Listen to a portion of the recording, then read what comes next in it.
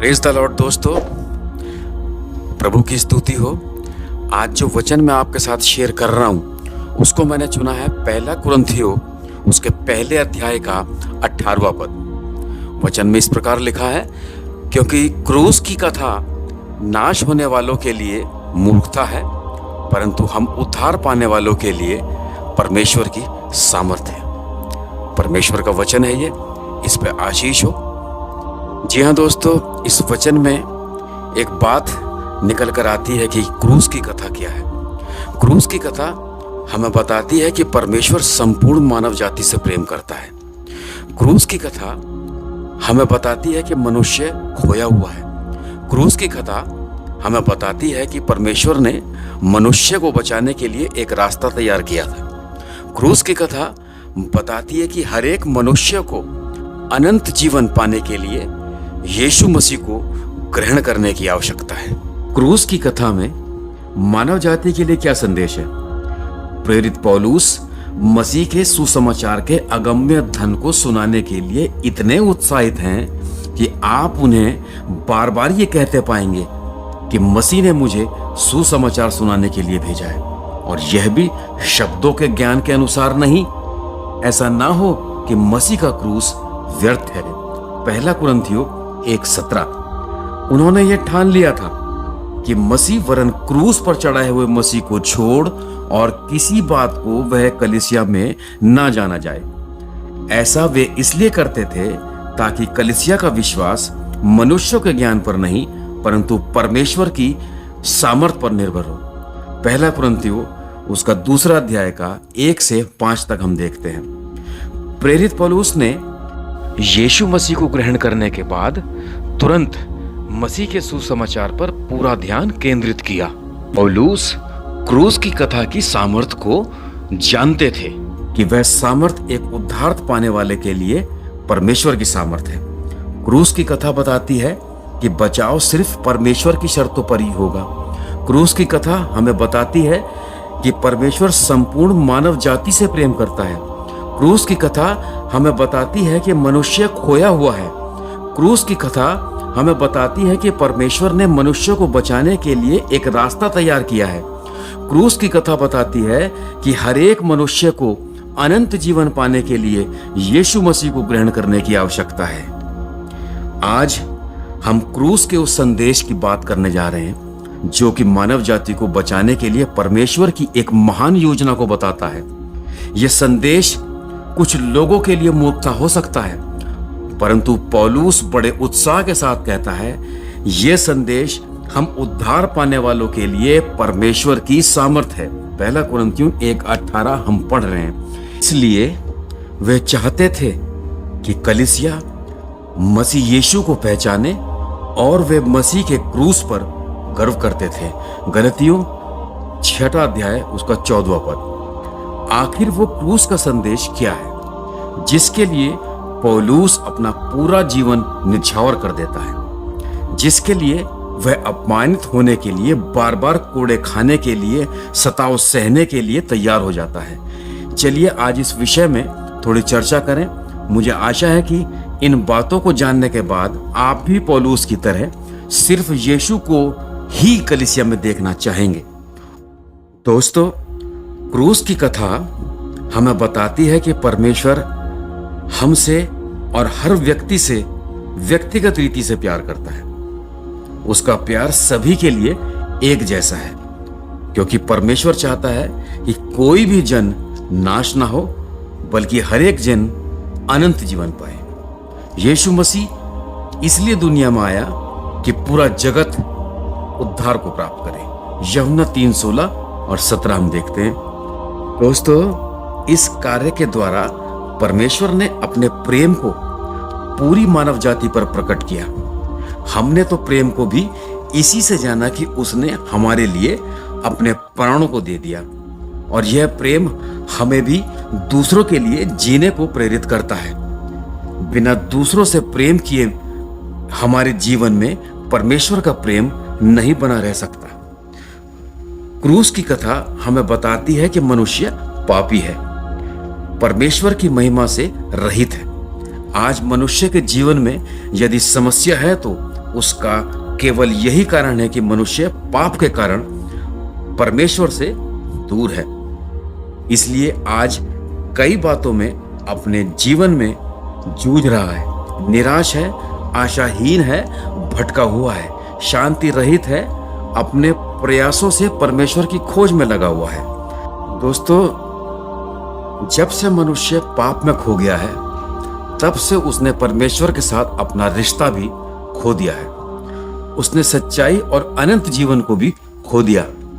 खोया हुआ व्यक्ति आज इस पृथ्वी पर सृष्टिकर्ता की नहीं बल्कि सृष्टि की हर एक चीज की उपासना कर रहा है। पाप के कारण इंसान आज इतना अधिक दूषित हो गया है कि वह चाहे धार्मिकता के कामों को करके परमेश्वर को प्रसन्न करना भी चाहे तो यह उसका प्रयास व्यर्थ ही होगा, क्योंकि पवित्र शास्त्र यह बात स्पष्ट कर देता है कि हम अपने धार्मिक कामों से परमेश्वर को प्रसन्न नहीं कर सकते, क्योंकि वे तो मैले चीथड़ों के समान हैं, जिस कारण से जीवन पत्ते के समान मुरझा जाता है और हमारे अधर्म के कामों से हवा के समान उड़ा दिया जाता है। और परमेश्वर ने जब हमें इस पाप के दलदल से छुड़ाने के लिए प्रभु यीशु को भेजा, तो कई लोगों ने इस छुटकारे के कार्य पर विश्वास नहीं किया, जिस वजह से परमेश्वर के सामने दोषी ठहर चुके हैं। इस दंड के पीछे यही कारण है कि ज्योति इस अंधकार को दूर करने के लिए जगत में आई, पर मनुष्य ने अपने बुरे कामों की वजह से अंधकार को ज्योति से अधिक प्रिय जाना। क्योंकि जो कोई भी बुराई करता है वह ज्योति से नफरत करता है और ज्योति के निकट नहीं आना चाहता, ताकि उसके कामों पर दोष ना लगाया जाए। मनुष्य पाप की मजदूरी स्वरूप मृत्यु को पाता है, जो कि मनुष्य के लिए एक बहुत बड़ी त्रासदी है, क्योंकि मनुष्य हमेशा हमेशा के लिए परमेश्वर के साथ उस संबंध से अलग हो जाता है जिसके लिए परमेश्वर ने मनुष्य की रचना की थी। आज के मनुष्य के बारे में पवित्र शास्त्र पहले से ही बयान करता है कि मनुष्य तो सब के सब पाप के वश में है, क्योंकि पवित्र शास्त्र बताता है कि कोई भी धर्मी नहीं है, कोई भी नहीं, कोई समझदार नहीं, कोई परमेश्वर को खोजने वाला नहीं। सब भटक गए हैं, सब के सब निकम्मे बन गए हैं। कोई भलाई के कार्य नहीं करने चाहता, एक भी नहीं। मनुष्य का गला भी एक खुली हुई कब्र जैसा है। उन्होंने अपनी जीभ से धोखा किया है, उनके होठों में तो सांपों का विष भरा है, उनके मुख श्राप और कड़वाहट से भरे हुए हैं। उनके पांव भी किसी का खून करने के लिए बड़े फुर्तीले हैं। उनके रास्तों में नाश और क्लेश है। उन्होंने कुशल का मार्ग नहीं जाना। उनकी आंखों के सामने परमेश्वर का भय नहीं है। पवित्र शास्त्र की ये सभी बातें स्पष्ट करती हैं कि मनुष्य खोया हुआ है। क्रूस की कथा हमें बताती है कि परमेश्वर ने एक रास्ता तैयार किया है। परमेश्वर तो हमसे बहुत प्यार करता है, जिस वजह से वह चाहता है कि हम इस पाप की दलदल से बाहर निकलें और परमेश्वर के ऊपर विश्वास करें।